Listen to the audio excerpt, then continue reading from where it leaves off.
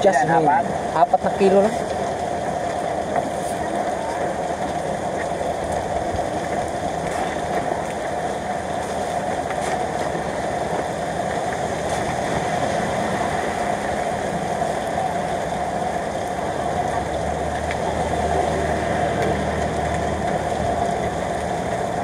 Nagparamdam yung ulan ah.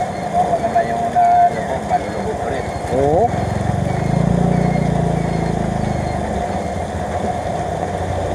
Nagparamdam ulit yung ulan. Tapos ng mga ulan mga katropa.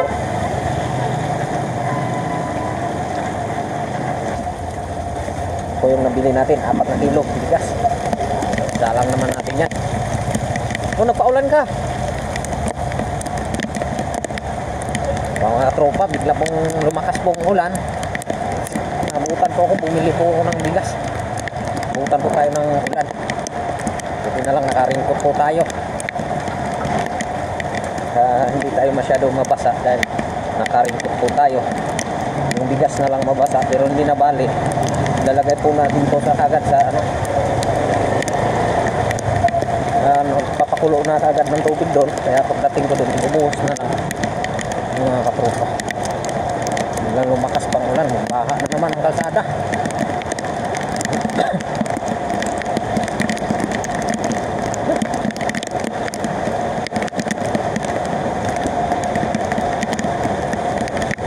Pasakyan.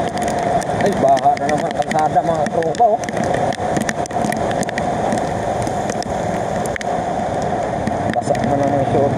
Maiksi lang yung maiksi lang yung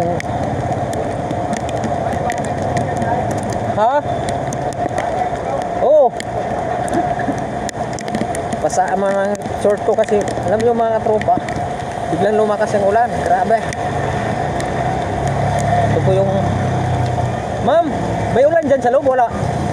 Wala ba? Sa labas lang palang ulan. Ay na yan.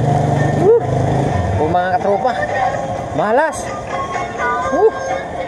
Nabali, nagsalang na po tayo ng ilalagay po natin, malapit na kumulo kaldero natin. Grabe mga katropa, kagabi pa ba itong ulan? Kawawa naman yung mga puno natin, nagkano na naman sa ulan, baka babagsak na naman.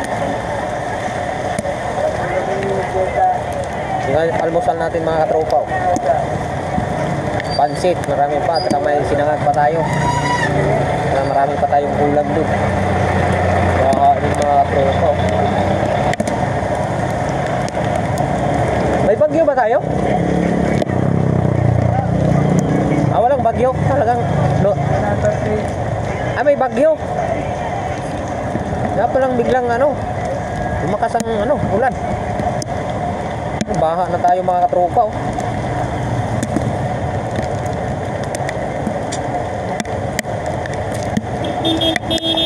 Ito po yung puno na yan, ano po yan, nara. Di po yan basta-basta basta mabagsak kasi nara po yung puno, matibay po yan. Mga po katropa, ingat po kayong lahat kasi may ulan. Kaya lahat po ng ating mga katropa, ingat po lahat, lalo na may mga pasok, kaya ingat po kayong lahat. Ingat po tayong lahat, grabe mga katropa.